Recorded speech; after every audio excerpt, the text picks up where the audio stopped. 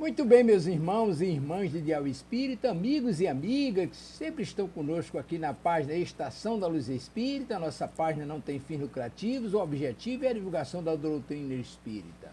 E é por isso que nós vamos divulgar na sequência um programa muito bom. Mas antes, queremos lembrar que aqui na página Estação da Luz Espírita você encontra o acervo que atenda às suas necessidades para seus estudos, suas pesquisas, seu lazer. E aí você encontra o material das rádios, Web Rádio Estação da Luz de Natal, da Web Rádio Cristo Consolador de São Paulo, além de uma leva muito grande de matérias espíritas, livros da codificação, palestras, textos, entrevistas, etc., para que você encontre, como dissemos, no mesmo lugar o acervo que atenda às suas necessidades. E agora nós vamos rodar um programa muito bom, o programa Espírita, Filosofia, Ciência e Moral, Príncipe Ourã, extraído do livro O Céu e o Inferno, segunda parte, capítulo 4, Espíritos Sofredores, apresentação de Alexandre Santos, Cristina Buquerque, José Guilherme, aqui na Web Rádio o Estação da Luz de Natal. Vamos ao programa e muitíssimo obrigado pela sua companhia.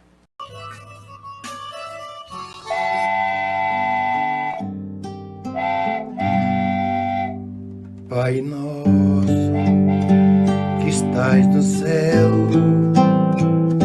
santificado seja o vosso nome.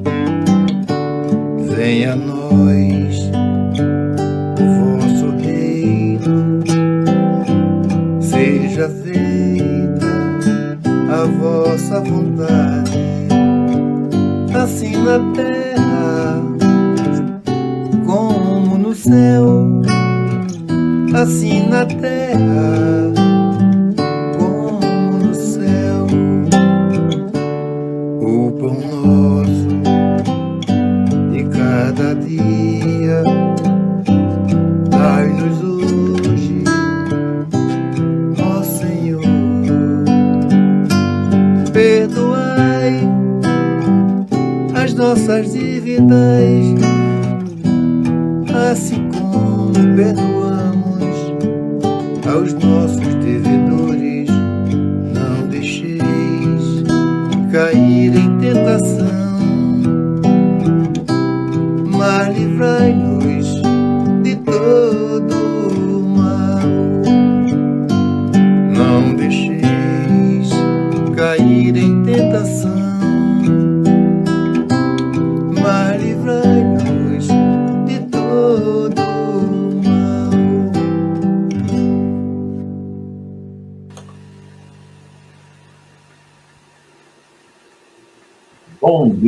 Bom dia a todos e todas que nos ouvem e nos acompanham pela Web Rádio Estação da Luz. Hoje é quarta-feira e toda quarta-feira, a partir das 8h10, nós temos o programa Filosofia, Ciência e Moral. Estamos juntos mais uma vez aqui, nós todos, eu, Alexandre Santos, o nosso irmão José Guilherme, nossa irmã Cristina Buquerque e o nosso irmão Elielson Tavares, que embora não apareça aqui, né, está ativamente entre nós trabalhando para que esse programa chegue em todos os recantos do Brasil e do mundo. Bom dia a todos, bom dia Cristina, bom dia Guilardo. Bom dia, Alexandre. Bom dia, Guilherme. Pode falar, Cristina. Ela já falou, é porque chegou atrasado para nós. Então, bom dia, Alexandre, bom dia, Cristina, bom dia, Tavares, bom dia, ouvintes da Web Rádio Estação da Luz, né? É da Estação da Luz que nós embarcamos com destino a Jesus, não é isso, Alexandre? Mais uma quarta-feira, estamos aqui com muita alegria, né? Mais um dia de estudo, mais uma manhã de estudo, levar o conhecimento da doutrina espírita até onde mais longe a gente possa conseguir, não é isso? É isso, meu amigo. E para iniciar mais um dia hoje nós temos um tema tão interessante. Hoje nós vamos falar sobre orgulho e sobre humildade, né? São assuntos muito importantes para nós. Hoje nós vamos falar sobre a história do príncipe Ourã, um príncipe russo, né? E aí, para que a gente inicie os trabalhos de hoje, eu vou chamar aqui o nosso irmão Guilherme, que vai fazer a leitura preparatória. Perfeitamente, Alexandre. E você estudando o caso aí do príncipe, né, russo, Será que ele não já reencarnou de novo e está causando essa confusão todinha aí, hein? Ele disse que tinha aprendido, mas quando voltou esqueceu de tudo, né? Vai saber, né? Então, vamos lá, Alexandre. A leitura preparatória de hoje, ela foi tirada do Livro da Esperança, é uma psicografia de Chico Xavier, pelo espírito de Emmanuel. E como eu já disse outras vezes, ele é um livro, o Livro da Esperança, em comemoração aos 100 anos do Evangelho segundo o Espiritismo. E ele pega trechos do Evangelho do Novo Testamento e trechos do Evangelho segundo o Espiritismo, e Emmanuel faz uma combinação e um comentário geral. Então, vamos lá. O título de hoje está no capítulo 2 do Livro da Esperança, e tem o título Na Presença do Cristo, né? Então, a parte que foi tirada do Novo Testamento é a seguinte: em verdade, vos digo que o céu e a terra não passarão sem tudo o que se acha na lei esteja perfeitamente cumprido, enquanto reste um único iota e um único ponto. Jesus, Mateus capítulo 5, versículo 18. O Cristo foi o iniciador da mais pura, da mais sublime moral, da moral evangélico-cristã, que há de renovar o mundo, aproximar os homens e torná-los irmãos, que há de fazer brotar de todos os corações a caridade e o amor do próximo, e estabelecer entre os humanos uma solidariedade comum de uma perfeita moral, enfim, que há de transformar a terra, transformando a morada de espíritos superiores aos que hoje a habitam. É o Evangelho segundo o Espiritismo, capítulo 1, item 9. Aí o Emmanuel faz a seguinte abordagem sobre esses dois tópicos, né? A ciência dos homens vem liquidando todos os problemas alusivos ao reconforto da humanidade. Observou a escravidão do homem pelo próprio homem e dignificou o trabalho através de leis compassivas e justas. Reconheceu o martírio social da mulher, que as civilizações mantinham em multimilionário regime de cativeiro, e conferiu-lhes acesso às universidades e às profissões. Inventariou os desastres morais do analfabetismo e criou a grande imprensa. Viu que a criatura humana tombava prematuramente na morte, esmagada em atividade excessiva pela própria sustentação, e deu-lhe a força motriz. Examinou o insulamento dos cegos e administrou-lhe instrução adequada. Catalogou os delinquentes por enfermos mentais e, tanto quanto possível, transformou as prisões em penitenciárias escolas. Comoveu-se diante das moléstias contagiosas e fabricou a vacina. Emocionou-se perante os feridos e doentes desesperados e inventou a anestesia. Anotou os prejuízos da solidão e construiu máquinas poderosas que interligassem os continentes. Analisou o desentendimento sistemático que oprimia as nações e ofereceu-lhes o livro e o telégrafo, o rádio e a televisão, que as aproximam na direção de um mundo só. Entretanto, os vencidos da angústia aglomeram-se na terra de hoje, como enxameavam na terra de ontem. Articulam-se todas as formas e despontam de todas as direções. Perderam o emprego que lhes garantia a estabilidade familiar e desorientam-se, abatidos à procura de pão. Foram despejados do teto, hipotecado a solução de constringentes necessidades, e vagueiam sem rumo. Encontram-se despojados de esperança pela deserção dos afetos mais caros e abeiram-se do suicídio. Caíram em perigosos conflitos da consciência e aguardam um leve sorriso que os reconforte. Envelheceram, sacrificados pelas exigências de filhos queridos, que lhes renegaram a convivência nos dias da provação e amargam doloroso abandono. Adoeceram gravemente e viram-se transferidos da equipe doméstica para os azares da mendicância. Transviaram-se no pretérito e renasceram trazendo no próprio corpo os sinais aflitivos das culpas que resgatam, pedindo cooperação.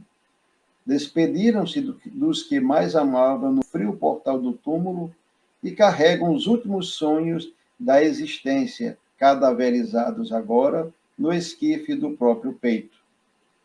Abraçaram tarefas de bondade e ternura e são mulheres supliciadas de fadiga e de pranto, conduzindo os filhinhos que alimentam à custa das próprias lágrimas. Gemem discretos e surgem na forma de crianças desprezadas, à maneira de flores que a ventania quebrou desapiedada no instante do amanhecer. Para eles, os que tombaram no sofrimento moral, a ciência dos homens não dispõe de recursos. É por isso que Jesus, ao reuni-los em multidão no topo do monte, desfraldou a bandeira da caridade e, proclamando as bem-aventuranças eternas, nulos entregou por filhos do coração.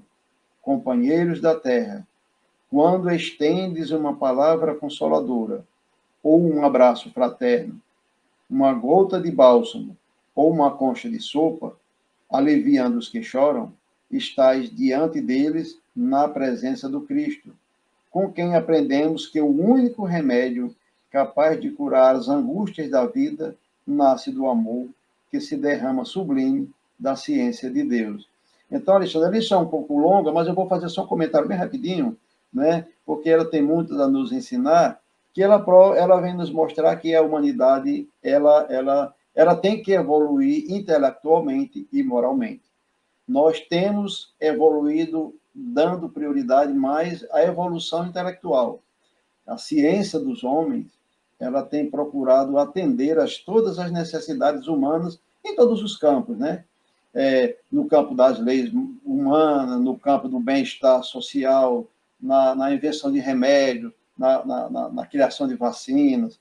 A grande, para mim, que deveria ter sido considerado santo, o inventor da anestesia, né? Que diminuiu o sofrimento de tantas pessoas, né? Antigamente tudo era feito sem anestesia, devia ser um horror. Mas o que a gente observa é que essa ciência, Alexandre, geralmente ela é voltada com fins pecuniários, com fins materiais. Ela não é uma ciência voltada para o alto, ou seja, é uma ciência que ela não está galgada, baseada na ciência divina. Porque se ela estivesse baseada na ciência divina, ela estaria baseada também no amor, que o amor é a maior força que move o universo. Por isso que ela não consegue atender a todas as necessidades humanas. Por isso que Emmanuel nos alerta que hoje, como antes, né, existem os vencidos morais, os desesperados, os angustiados, porque só o amor é capaz de aliviar todo esse sofrimento, de quando você vê o seu irmão como você, de você tornar a humanidade igual. Só o amor vai transformar a Terra. É por isso que ela emana de Deus, né? Não emana a ciência do homem, não emana de Deus.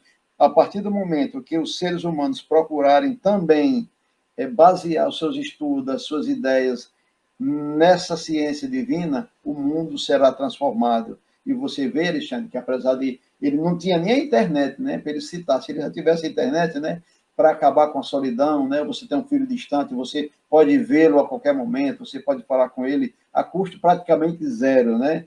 Mas mesmo assim a solidão ainda existe, a angústia ainda existe, né? E ele vem dizer, comparar, né, que mesmo essas grandes invenções, elas não se comparam, Alexandre, a uma concha de sopa, a um semelhante que sofre, a um abraço fraterno, a um sorriso, a um estendimento de mão. Então, meus irmãos, é isso que eu queria trazer nessa lição, é que nós temos que basear nossa vida não só no desenvolvimento intelectual, mas principalmente no moral, porque sem ele não vai adiantar, nós vamos permanecer nesse eterno atraso espiritual. Não é isso, Alexandre?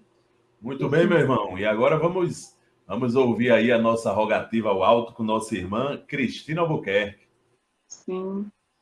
E nós vamos fazer nessa manhã, para iniciar nossos trabalhos, a prece de Cáritas. Deus, nosso Pai, que tendes todo o poder e bondade, dai força àquele que passa pela provação, dai luz àquele que busca a verdade. Põe no coração do homem a compaixão e a caridade. Deus, dai ao viajor a estrela guia, ao aflito a consolação, ao doente o repouso. Pai, dai ao culpado o arrependimento, ao espírito a verdade, à criança o guia, ao órfão o Pai. Senhor, que a vossa bondade se estenda sobre tudo o que criaste. Piedade, Senhor, para aquele que não vos conhece, e esperança para aqueles que sofrem. Que a vossa bondade permita aos Espíritos Consoladores derramarem por toda a parte a paz, a esperança e a fé. Deus, um raio, uma faísca do vosso amor pode abrasar a terra. Deixai-nos beber na fonte dessa bondade fecunda e infinita, e todas as lágrimas secarão, todas as dores acalmarão. Um só coração, um só pensamento subirá até vós, como um grito de reconhecimento e de amor. Como Moisés sobre a montanha, nós vos esperamos de braços abertos, ó bondade, ó beleza, ó perfeição, e queremos que de algum modo alcançar a vossa misericórdia. Deus, dá-nos a força de ajudar o progresso, a fim de subirmos até vós. Dá-nos a caridade pura, dá-nos a fé e a razão. Dá-nos a simplicidade, que fará de nossas almas o espelho onde se refletirá a vossa santíssima imagem. Assim é, e assim será, e assim seja. Que assim seja, minha irmã Cristina Albuquerque, com a prece de Cáritas, prece maravilhosa para iniciar nosso programa de hoje. E eu vou fazer aqui uma leitura do Evangelho segundo o Espiritismo, no seu capítulo 2, Meu Reino Não É Deste Mundo. As instruções dos Espíritos vão nos trazer a mensagem de uma rainha de França, que nos deu essa mensagem em Havre, 1863. Uma realeza terrena. Quem poderia, melhor do que eu, compreender a verdade destas palavras do nosso Senhor? Meu reino não é deste mundo. O orgulho me perdeu sobre a terra. Quem, pois, compreenderia o nada dos reinos do mundo se eu não compreendesse? O que foi que eu levei comigo da minha realeza terrena? Nada. Absolutamente nada. E como para tornar a lição mais terrível, ela não me acompanhou sequer até o túmulo. Rainha eu fui entre os homens, e rainha pensei chegar no reino dos céus. Mas que desilusão! E que humilhação quando, em vez de ser ali recebida como soberana, tive de ver acima de mim, mas muito acima, homens que eu considerava pequeninos e os desprezava, por não terem nas veias um sangue nobre. Só então compreendi a fatuidade dos homens e das grandezas que tão avidamente buscamos sobre a terra. Para preparar um lugar nesse reino, são necessárias a abnegação, a humildade, a caridade, a benevolência para com todos. Não se pergunta o que fostes, que posição ocupastes, mas o bem que fizestes, as lágrimas que enxugastes. Ó Jesus, disseste que teu reino não era deste mundo, porque é necessário sofrer para chegar ao céu, e os degraus do trono não levam até lá. São os caminhos mais penosos da vida os que conduzem a ele. Procurai, pois, o caminho através dos espinhos e dos abrolhos, e não por entre as flores. Os homens correm atrás dos bens terrenos, como se os pudessem guardar para sempre. Mas aqui não há ilusões. E logo eles se apercebem de que conquistaram apenas sombras, desprezando os únicos bens sólidos e duráveis, os únicos que lhes aproveitariam na morada celeste e que lhes podiam abrir as portas dessa morada. Tende piedade dos que não ganharam o reino dos céus. Ajudai-os com as vossas preces, porque a prece aproxima o homem do Altíssimo. É o traço de união entre o céu e a terra.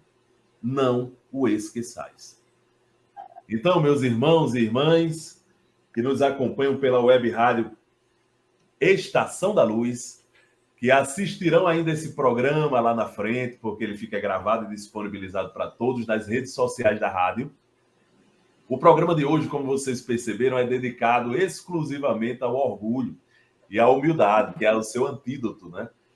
Na verdade, desde a lição evangélica aqui, a gente já encontra, uma lição que nos foi trazida por uma rainha que foi rainha na França.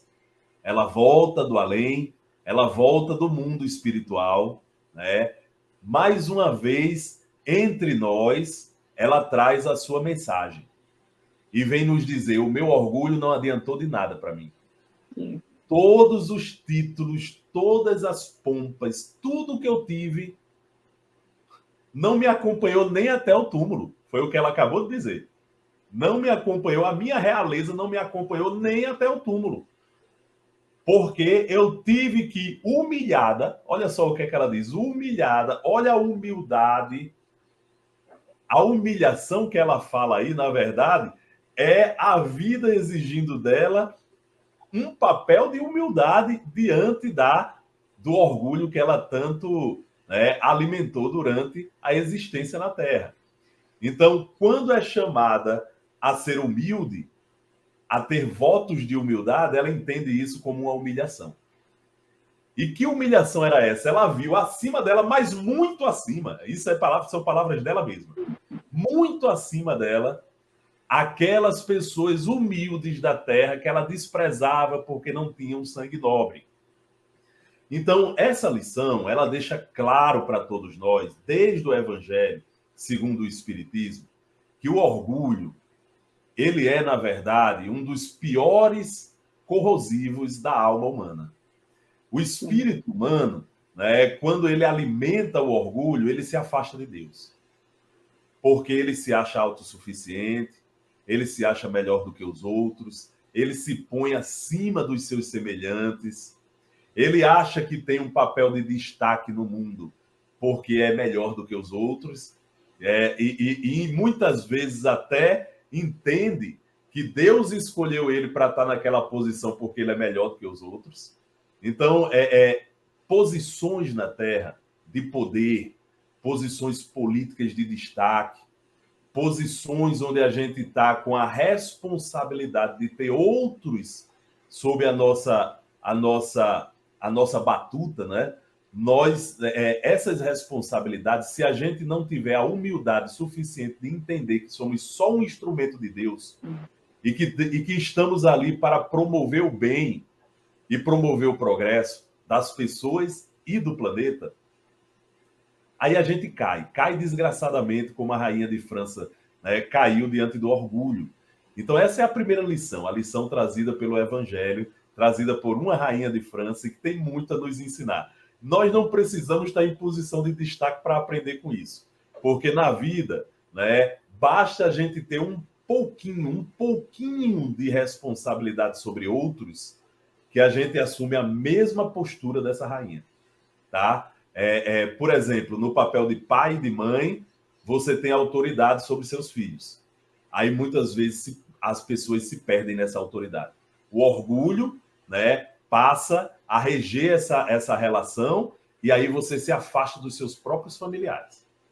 Por quê? Porque você se acha melhor do que eles, você quer impor a sua vontade a eles, só porque você tem uma autoridade que lhe foi conferida, quando na verdade é uma responsabilidade para você guiar essas pessoas para o caminho do bem.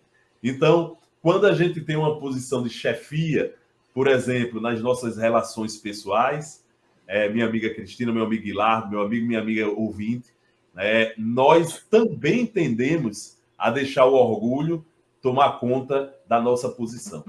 E a gente quer se diferenciar, quer se achar melhor do que os outros, quer mandar, quer impor e quer, muitas vezes, repassar a nossa tirania para os outros. E depois a vida nos leva para o mundo espiritual e a gente vê que somos todos iguais perante Deus, né? E perante a vida. E que esse orgulho foi uma grande bobagem, né? Porque acima de nós estão aqueles que entenderam que a humildade é o caminho que nos aproxima de Deus. E o orgulho é a estrada que nos afasta dele. Então, meus irmãos e irmãs, nós vamos iniciar o nosso programa de hoje. Minha irmã Cristina, meu irmão Guilardo, falando sobre... Lembrando aos nossos ouvintes que nós estamos estudando o livro O Céu e o Inferno, na sua segunda parte, aqui no programa Filosofia, Ciência e Moral, porque entendemos também que nessas mensagens trazidas de todos os espíritos que estão em diversas condições, nós temos muito de moral, de filosofia espírita e de ciência espírita para abordar, né? E quanta moral espírita nós não encontramos nessa história trazida pelo príncipe Oran. É uma mensagem que foi trazida em Bordeaux em 1862. E olha só, diz aqui Allan Kardec para a gente: um espírito sofredor apresentou-se dando o nome de Oran, príncipe russo de outros tempos. Aí vem a pergunta que foi feita a esse príncipe, que se apresentou como Oran. Quereis dar-nos algumas minudicências sobre a vossa situação? E vem a resposta dele. Felizes os humildes de coração, porque deles é o reino dos céus. Orai por mim. Felizes os humildes de coração, que escolhem uma posição modesta a fim de cumprirem a provação. Vós todos, a quem devora a inveja, não sabeis o estado a que ficou reduzido um desses que na terra são considerados felizes. Não avaliais o fogo que o abrasa, nem os sacrifícios impostos pela riqueza, quando por ela se quer obter a salvação. Permitam-me o Senhor, a mim, déspota orgulhoso, expiar os crimes derivados do meu orgulho entre aqueles mesmos a quem oprimi com a tirania. Orgulho, repita-se constantemente a palavra, para que se não esqueça nunca que ele é a fonte de todos os sofrimentos que nos acabrunham. Sim, eu abusei do poderio e favores de que dispunha. Fui duro e cruel para com os inferiores, os quais tiveram de curvar-se a todos os meus caprichos, satisfazer a todas as minhas depravações. Quis a nobreza, a fortuna, as honras e sucumbi sob peso superior às próprias forças. Aí vem uma explicação de Allan Kardec, meu amigo Guilardo, minha amiga Cristina, que diz o seguinte para a gente, olha, diante das últimas palavras dele, em que ele diz, sucumbi sob o peso superior às próprias forças. Aí Allan Kardec diz para a gente, os espíritos que sucumbem são geralmente levados a alegar um compromisso superior às próprias forças, o que é ainda um resto de orgulho e um meio de se desculparem para consigo mesmos, não se conformando com a própria fraqueza. Deus não dá a ninguém mais do que possa suportar. Não exige da árvore nascente os frutos dados pelo tronco desenvolvido. Demais, os espíritos têm liberdade. O que lhes falta é a vontade. e esta depende deles exclusivamente. Com força de vontade não há tendências viciosas insuperáveis. Mas quando um vício nos apraz, é natural que não façamos esforços por domá-lo. Assim, somente a nós devemos atribuir as respectivas consequências. Vamos parar por aqui, minha amiga Cristina, meu amigo Guilardo, para a gente fazer nossas primeiras observações, a quem eu dedico para a nossa irmã Cristina. Vou passar logo a palavra para ela. Puxa, realmente essa história aqui do príncipe Auran, Ouran, né? Ele é uma história assim que tem muito para a gente estudar, para a gente falar. Não sei nem se a gente vai conseguir falar tudo no programa de hoje. Lá na frente ele fala que ele foi do tempo de Marco Aurélio, né? Marco Aurélio, um dos imperadores romanos que reinou lá para trás, no início mesmo. E Marco Aurélio foi um dos 5 imperadores, quer dizer, os imperadores já têm a fama de mal, né, de serem malvados, mas Marco Aurélio é um dos 5 imperadores que foi dedicado, que tem uma fama mais ou menos boa e que foi dedicado à filosofia, se dedicou à filosofia. Então, ele diz que viveu nesse tempo de Marco Aurélio. Mas eu fui fazer minha pesquisa na internet e não consegui encontrar na lista da Rússia, dos monarcas russos, nenhum príncipe Ouran. Então, deve ser porque também é muita história, muito lá para trás, e ainda não tem esses dados na internet. A minha pequena pesquisa não conseguiu alcançar. Mas vamos à história dele. O que ele começa aqui dizendo, felizes aqueles que são humildes, como falou Guilherme no Exódio, como falou Alexandre no Evangelho, com relação à história de uma rainha de França. Então, ele diz, felizes os humildes de coração, porque são deles o reino do céu, são palavras do Evangelho que todos nós conhecemos. E ele coloca que a inveja, né, que devora, o orgulho que devora, como pode jogar um ser humano, um espírito, a um estado desgraçado, a um estado de sofrimento, a um estado de profunda tristeza. E ele compara aqui, da forma como ele coloca, que se a gente sente alguma dor moral, quando a gente faz algum errinho aqui na Terra, alguma coisa que a gente faz negativa, a gente fica, mas rapaz, para que eu fiz isso? Fiz uma besteira, aquela coisa fica nos consumindo ali durante algum tempo e a gente se sente mal, bem mal com isso. Mas são coisas que a gente ainda pode corrigir, porque a gente está nessa caminhada, a gente pode ir lá pedir desculpas, a gente pode ir lá e tentar remediar a situação de alguma forma. Mas quando a gente passa para o outro lado, essa dor, que se chama dor moral, né? Ela se aprofunda numa intensidade muito grande, porque você consegue ver exatamente aonde você falhou, consegue compreender exatamente aonde você falhou. Você consegue ver os que fizeram bem, a posição que ocupa, e você, por ter errado, por ter falhado, por ter feito todas aquelas coisas, a situação que você se encontra. Isso deve ser uma dor insuportável, uma situação muito difícil de você aceitar, de você perceber que está acontecendo com você pela sua falha. Então, como deve ser doloroso você se confrontar com uma situação que você causou, com as suas falhas, com os seus erros, e ele chegar a se colocar nessa situação, déspota, orgulhoso, e expiar, permita-me Deus expiar os crimes derivados do meu orgulho, quer dizer, na posição de príncipe, que é uma posição que se passa, né, de familiar a familiar, ele usou de tudo que podia na posição, pelo poder. Ele mesmo disse, fui duro e cruel para com os meus inferiores, e fiz eles se curvarem e satisfazer todos os meus caprichos e as minhas depravações.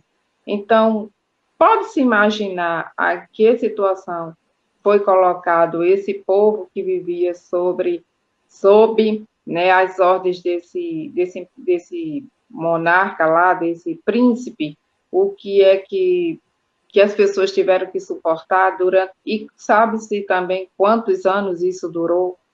E quando o Evangelho nos diz, o Livro dos Espíritos nos diz que nós devemos domar as nossas más tendências, a gente imagina domar. Quando a gente usa a palavra domar, geralmente a gente se refere a um animal. Vou domar esse bicho, esse animal, vou curvar ele a fazer a desenvolver uma tarefa ou a ser mais dócil, ser mais manso. E quando a gente se refere a essa palavra domar, geralmente ao animal.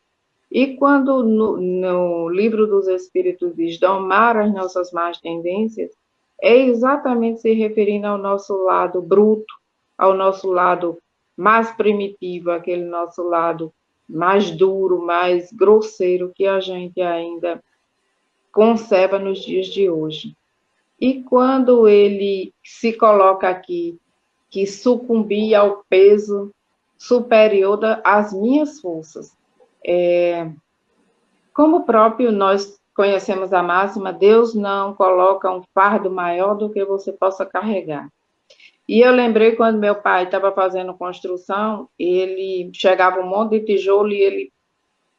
Serviço de criança é pouco, mas quem perde é louco. Então, chamava as crianças para carregar os tijolos. Carregava 1, 2, mais 1, 2 que carregasse, já era suficiente. E como eu era mais velha, meu pai dizia, você já pode levar 3. Então, eu levava 3 tijolos de cada vez. Se o meu pai, que era um homem bruto, ignorante no sentido de bruto, ele não era uma pessoa muito dada aos sentimentos, às sensações, assim, a esses achegos, ele compreendia que a menorzinha podia levar só 1 tijolo, mas eu, que era maior, já podia levar 3, Deus, na sua infinita bondade, não saberia que um ser humano, até onde ele pode suportar. Então, isso é uma desculpa nossa, muitas vezes, quando a gente diz sucumbir sob o peso das minhas forças, foi mais forte do que eu pude suportar. E hoje em dia a gente ainda continua dizendo, eu fiz isso porque a carne é fraca, porque não consegui resistir, mas nós sabemos que nós não temos uma tarefa aqui, nós não temos uma dificuldade maior do que o que a gente possa suportar, porque Deus, na sua infinita bondade, não permitiria que isso acontecesse. Então, quando ele coloca aqui, ainda bem que ele começa a reconhecer, é o primeiro passo, né, que a gente tem visto, tem estudado, o primeiro passo é reconhecer, para depois se arrepender do que fez. Reconhecer que foi duro, que foi cruel, que tratou mal, que usou as pessoas para fazer a sua vontade. Então, esse é o primeiro passo dele, nesse primeiro momento que ele fala aqui. Depois vem o arrependimento e depois, né, vem a corrigenda de todos esses males que ele causou. Não é isso, Guilherme? Exatamente, Cristina. E já é um início de humildade, né? Você reconhecer que errou, né? Você já está diminuindo um pouco o seu orgulho. E, Cristina, você falou muito bem, eu gostaria até de aproveitar esse que você falou, da questão de domar, porque a gente realmente doma os animais, né? E é exatamente o orgulho, Cristina, uma das coisas que nos aproxima da animalidade, né? Certa vez eu vi Haroldo Dutra falando que a gente se admira muito, por exemplo, de Chico Xavier, de Madre Teresa, de Francisco de Assis, como eles sendo os grandes exemplos. Mas ele alerta, olha, eles apenas já se tornaram humanos. Eles já adquiriram a humanidade. Então, nós ainda somos animais, precisamos chegar ao nível deles para nos tornarmos humanos, pelo menos, né? Atingir a humanidade. E a gente vê aqui no caso que esse espírito ele é um espírito ainda muito orgulhoso, né? Porque, primeiro, ele não admite que a fraqueza foi dele, né? Não, foi a prova que foi maior do que eu podia suportar, né? É como aqueles que sempre dizem, não, a culpa nunca foi minha, foi ele que começou, foi isso, foi aquilo, né? E olha aqui uma afirmativa que ele faz, para você ver como ele ainda é orgulhoso. Bem-aventurados os humildes de coração, que escolhem uma posição modesta a fim de cumprirem a aprovação. Isso. Eles podem dizer o seguinte, porque os humildes de coração, eles podem estar em qualquer posição, ele não precisa adquirir uma posição modesta. Ele pode estar em qualquer posição, na posição da riqueza, da realeza. Ele já está dizendo, ele é humilde de coração, né? Ele vai ter para com os semelhantes esse sentimento de humildade. Você vê que na narrativa dele, ele diz, né, ó, os inferiores a mim, quer dizer, ele considerava realmente inferiores. E ele vai dizer também, no decorrer de toda a narrativa, que o orgulho foi a causa de todas as quedas dele, né? E ele ainda continua ainda com esse pouquinho de orgulho, ele ainda continua ainda insistindo, né? Que, tanto é que ele diz que a culpa não foi dele, foi da riqueza, que ele mesmo pediu. Mas quando nós sabemos, né, que Deus ele vai nos testar e nos provar nas diversas posições. E por isso que Jesus dizia, se você quer ser o primeiro, seja o último. Que nós vamos ser testados tanto como primeiro, como último, como meio, né? Onde nós estivermos, nós teremos que ser luz, nós teremos que ser a representação da vontade divina em qualquer meio que a gente esteja, não é isso, Alexandre?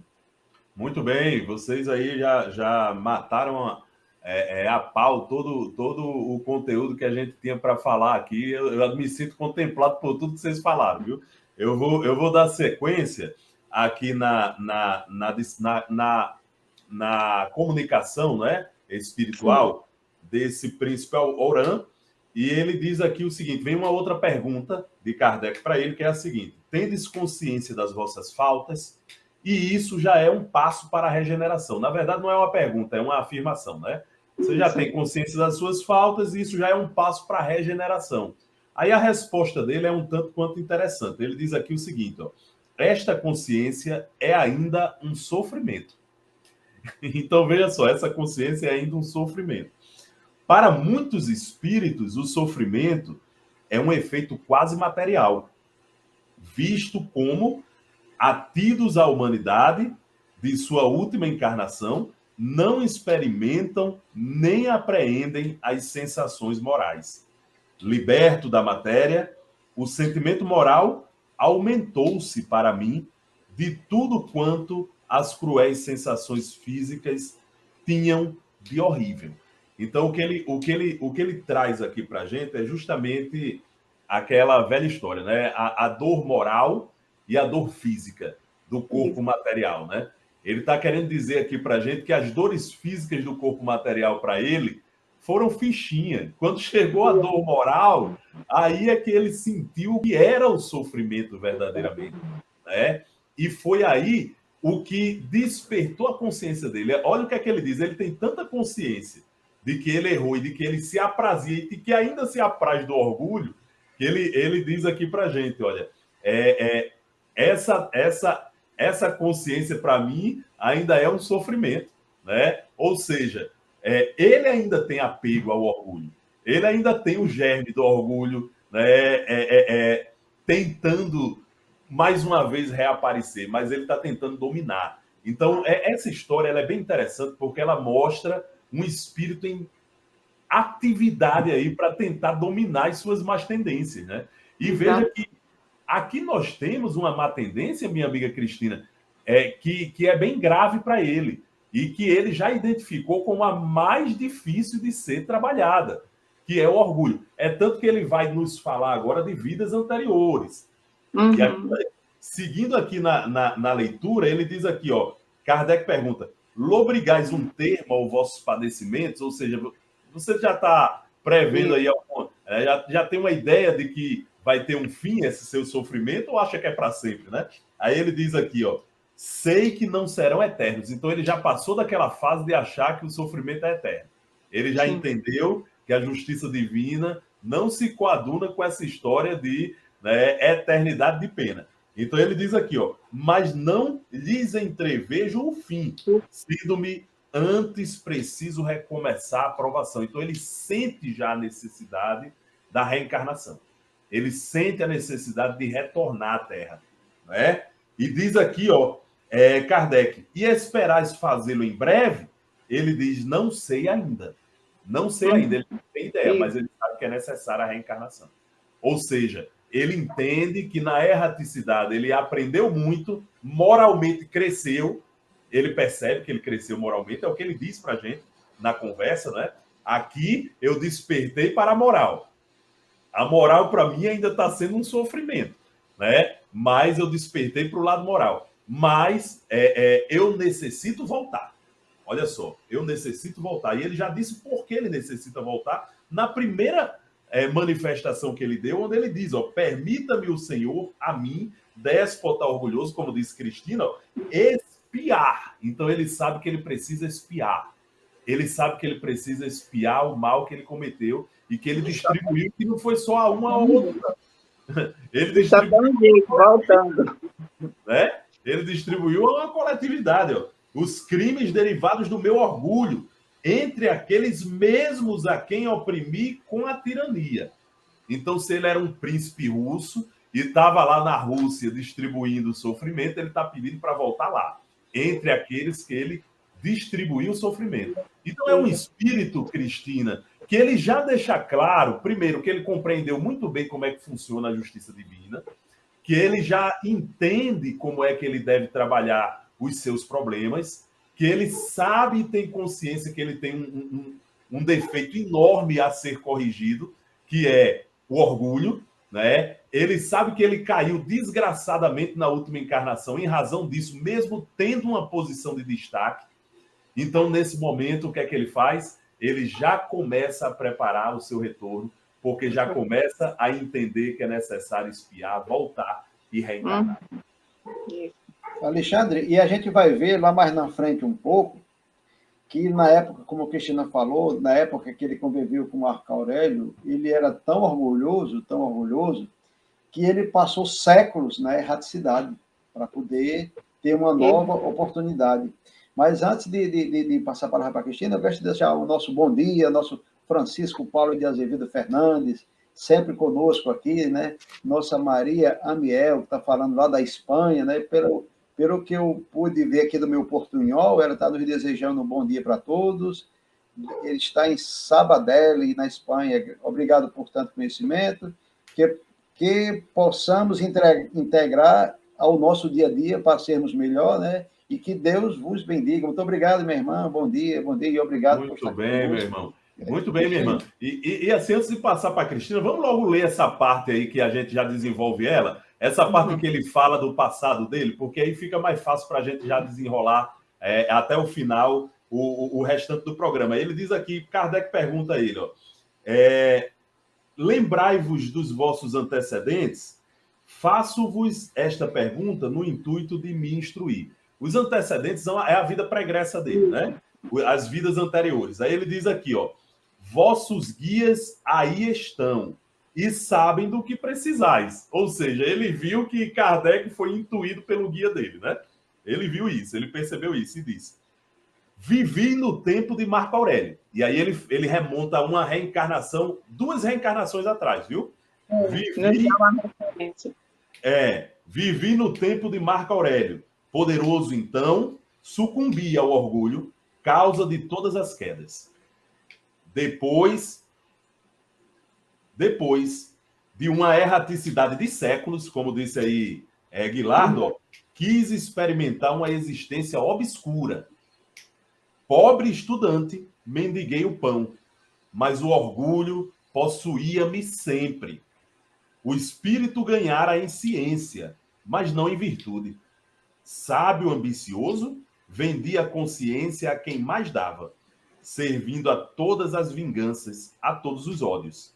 Sentia-me culpado, mas a a sede de glórias e riquezas estrangulava a voz da consciência.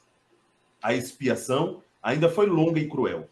Eu quis, enfim, na minha última encarnação, reencetar uma vida de luxo e poderio, no intuito de dominar os tropeços sem atender a conselhos.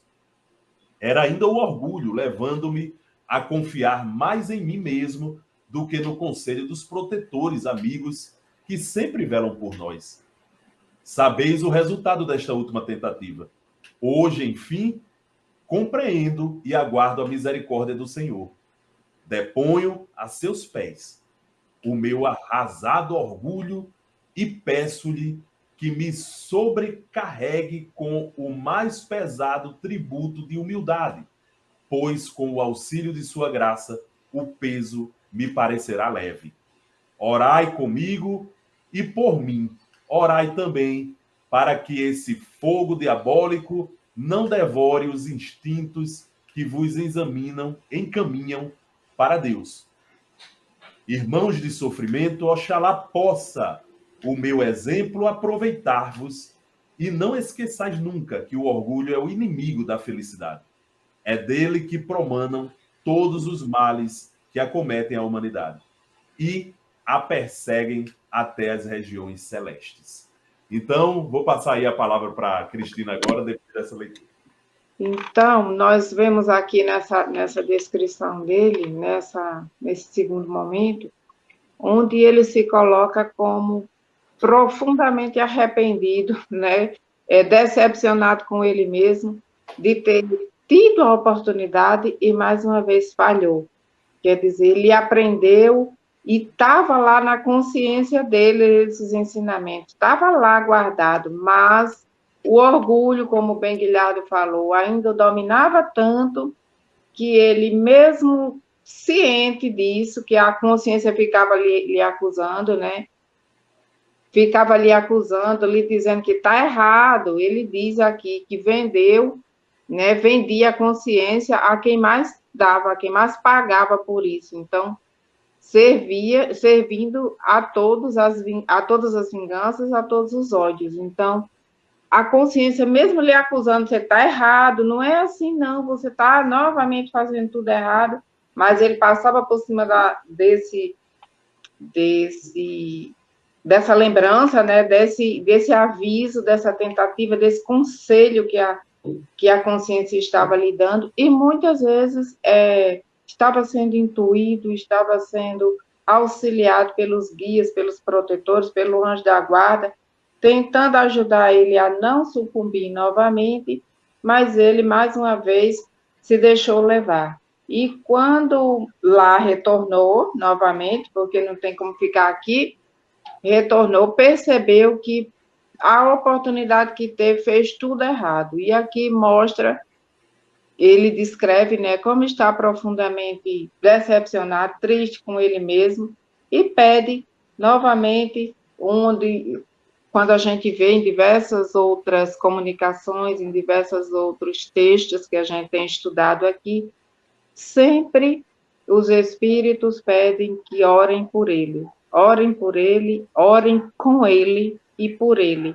E ele pede para que ore por ele, e pede também que esse fogo que ele sente, né, que é aquilo que nós chamamos o fogo do inferno, o fogo da decepção, o fogo do arrependimento. Quando a gente estava falando em céu e inferno, a gente falou desse fogo que eles colocavam como sendo um fogo material, mas que nós sabemos que esse fogo é o fogo o fogo que queima a nossa alma moral, né? É aquela decepção moral que nós temos conosco mesmo, aquele reconhecimento: eu errei, eu falhei, tive a oportunidade e mais uma vez falhei. Então, essa coisa que nos mata por dentro, o arrependimento, a dor moral, realmente, é esse fogo. E ele trata aqui como sendo um fogo que lhe devora e pede que esse fogo não destrua os seus instintos, quer dizer, a sua consciência, para que ele possa elevar o seu pensamento a Deus, se encaminhar para Deus, tentar mais uma vez se encaminhar para Deus.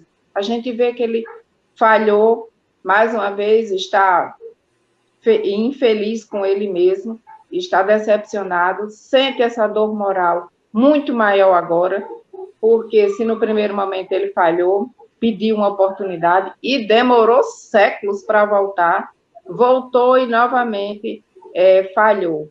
Então, deve ser bem triste para o espírito realmente se ver nessa situação.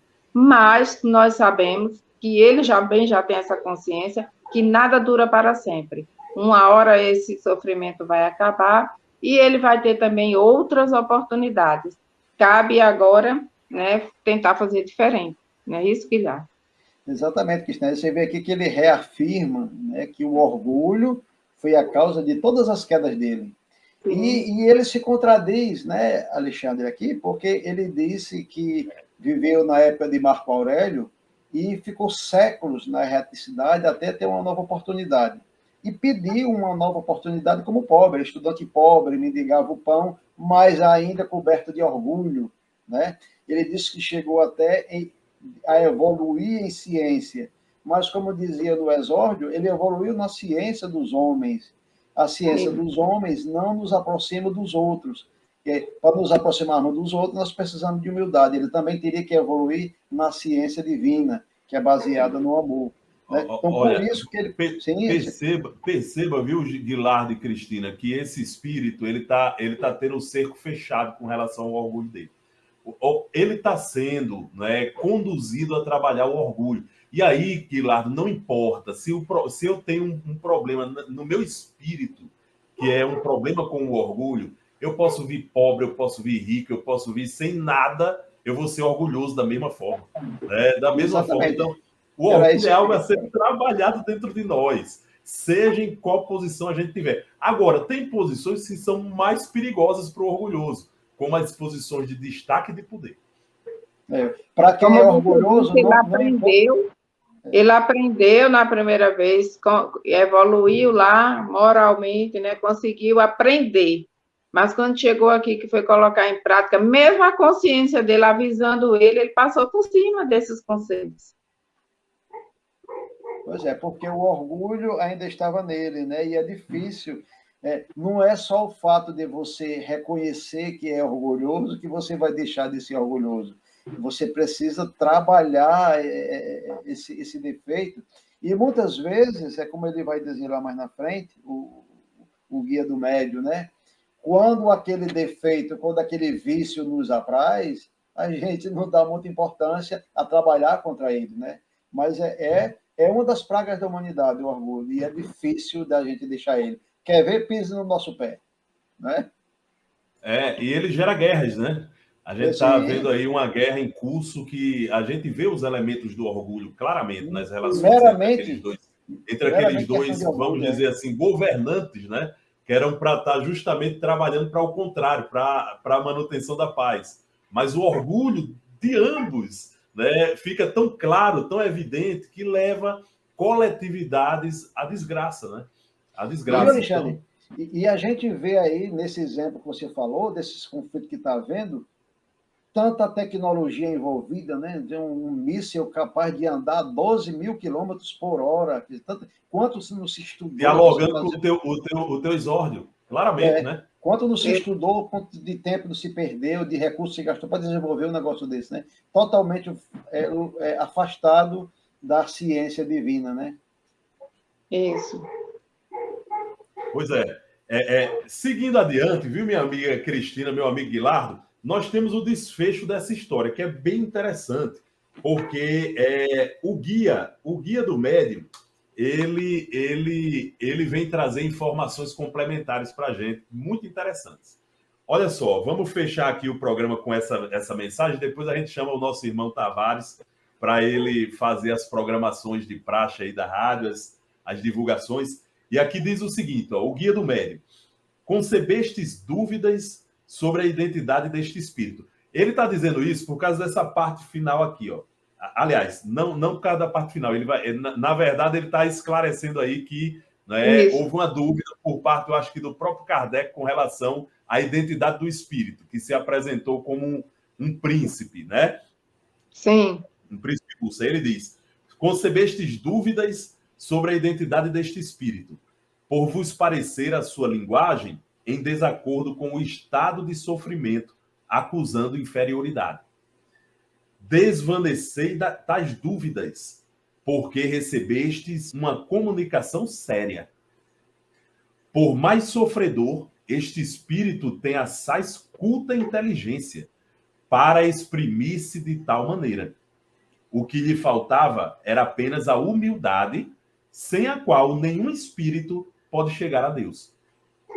Essa humildade conquistou-a agora.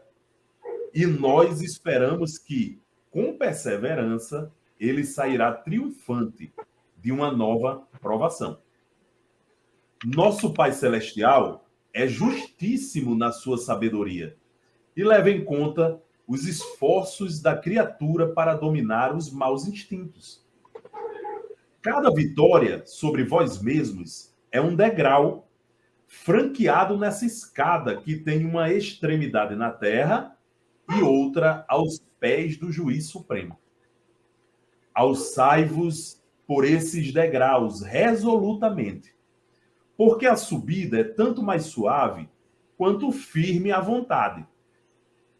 Olhai sempre para cima, a fim de vos encorajardes, porque ai daquele que para e se volta para baixo.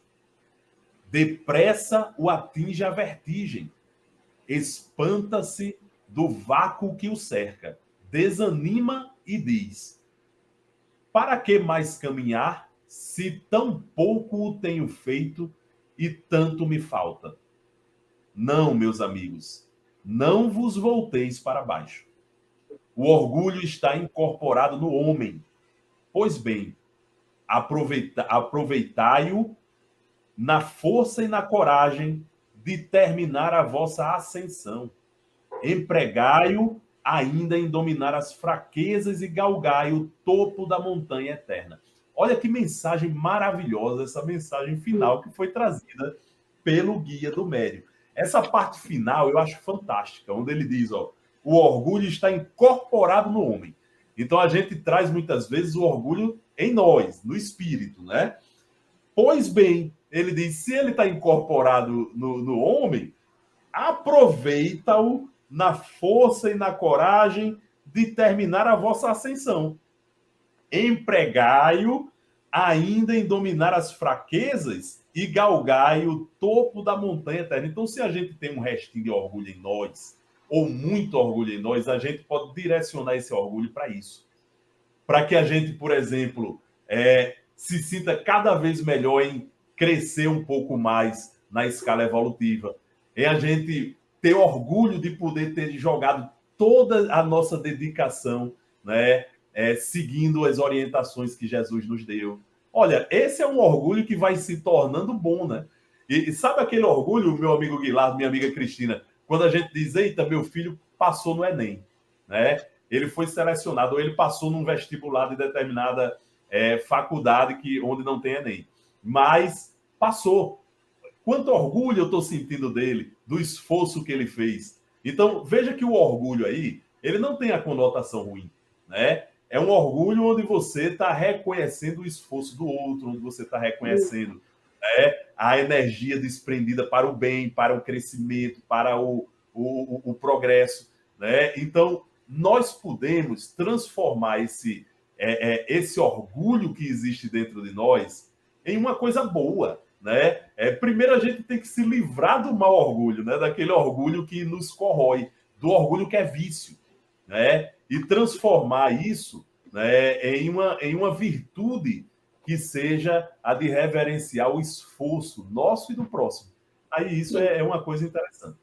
Minha amiga Cristina, meu amigo Guilherme. Alexandre, isso aí é como tem, né? O mau colesterol e o bom colesterol, né? O bom colesterol, ele faz bem, né? A gente tem que ter orgulho de cada degrau que a gente conseguir avançar, né? Não, é verdade. O bom orgulho, né? Não se achar melhor do que os outros, porque eu galguei um degrau. Não. Eu consegui vencer um defeito meu. Conseguir vencer um defeito, ser coroado pelo esforço que que se dedicou a alguma coisa, né? Isso é um orgulho bom, né? Isso é um orgulho bom. E que, na verdade, não é orgulho, né? Que, na verdade, não é orgulho. É o orgulho mesmo, o orgulho vício, o orgulho corrosivo, né, da alma nos afasta de Deus. E esse é preciso que a gente trabalhe sempre contra ele. Lembrando, esse orgulho não atinge só quem tem posição de poder e de destaque na sociedade. Ele atinge todos nós nas nossas relações sociais. Nas nossas relações sociais, a gente quase sempre se encontra com pessoas que estão em uma situação social, vamos dizer assim, de subalternidade com relação a nós. Olha só. E aí o que é que a gente vai fazer diante dessas pessoas? Vai tratá-las como se fosse superior e afastá-las pelo orgulho ou vai aproximá-las pela humildade? É isso que a vida está querendo saber de nós quando nos coloca nesses desafios. Meu amigo Guilherme, minha amiga Cristina, nós vamos chamar agora o nosso irmão Tavares para que ele possa fazer as divulgações necessárias que ele sempre faz aqui na rádio da programação. Ótimo, meu amigo, muito bem. E você viu aí que até o pessoal da Espanha está gostando do trabalho de vocês. Nós temos aqui a Maria Miel, né? Nós temos um programa aqui espírita em espanhol na sexta-feira à tarde, a partir das 15 horas, aqui horário do Brasil. Eu queria falar muito mais das estreias que nós tivemos e ainda vamos ter. Então, ontem, às 15h10, estreou mais um programa aqui na Web Rádio Estação da Luz, chamado Programa Espírita Vultos Históricos do Espiritismo, apresentação do Orson Peter Carrara, de Matão, São Paulo. O convidado tem programa aqui na rádio conosco, já o Orson, na sexta-feira, 10h10. E o Marcos Demário, do Rio de Janeiro, que inclusive também tem programa aqui na Web Rádio, às segundas-feiras, às 20h30. E a personagem foi Amália Franco, a grande educadora Amália Franco. E falar em educadora, dia 4 de abril, é a segunda-feira, 10h30 aqui no Brasil, 15h30 em Angola, a professora e educadora, grande trabalhadora do movimento espírita da África, Amélia Casalma, de Angola, vai estrear um programa aqui conosco, Educação Planetária, junto com o nosso José Antônio Cruz. Também em abril, vão estrear mais 3 programas. Dia 12, que é uma terça-feira, é sobre a vida e a obra de Bezerra de Menezes. O nome do programa é Bezerra de Menezes, O Homem, o Seu Tempo e a Sua Missão, que é o título do livro que o nosso Luciano Lai, que é o apresentador do programa, acabou de lançar sobre a vida de Bezerra, com mais de 1000 páginas. Também em abril, só que na segunda-feira à tarde, 13h15, 1h15 da tarde, aqui vamos estrear o programa estudando o livro Paulo Estevão. A apresentadora é a Rosemarie Castro. Logo em seguida, volta a Rose, já a partir das 14h30, e ela faz a apresentação do programa estudando as cartas de Paula, chamadas Cartas Paulinas. Sem esquecer que todo sábado, a partir das 19 horas, nós temos o estudo da Revista Espírita do nosso querido Kardec, né?